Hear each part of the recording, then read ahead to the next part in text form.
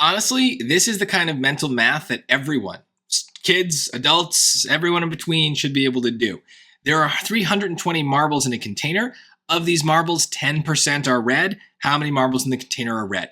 Taking 10% of something, really easy. Move the decimal place. So 320 has a decimal at the end of it. Move it one, and then you've got 10%, which would be 32, right? So 320, that's not 320. So 320, right? We have a decimal right here. 10% means move it, so that becomes 32. And yeah, sometimes we might have more after that decimal we have to keep track of, so it's good to kind of show where it is, but that's what's happening.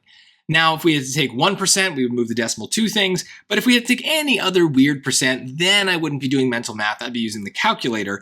And this is where I would use the open formula to keep track of my percentage. The O stands for the original amount. We have 320 marbles originally. The P stands for the percentage, but we have to write that as a decimal. So that's another conversion we need to be good at doing, is you move the decimal two spots there, and that gives us the percentage as a decimal. And N stands for the new amount. That's what we want here. How many are red? What is that percentage? So now I would go to my calculator and I would do 320 times 0.1 and I would get my 32.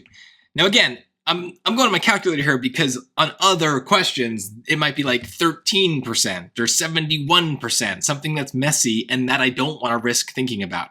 But taking 10% of a number is a really useful skill in life. You should know how to do that. You should be comfortable enough with percentages that that is an easy move for you to make. So hopefully this is a refresher on that. But yeah, sometimes the SAT is definitely trying to reward people who have that intuitive grasp of math and know how to think about things in their head without needing to go to a formula or the page.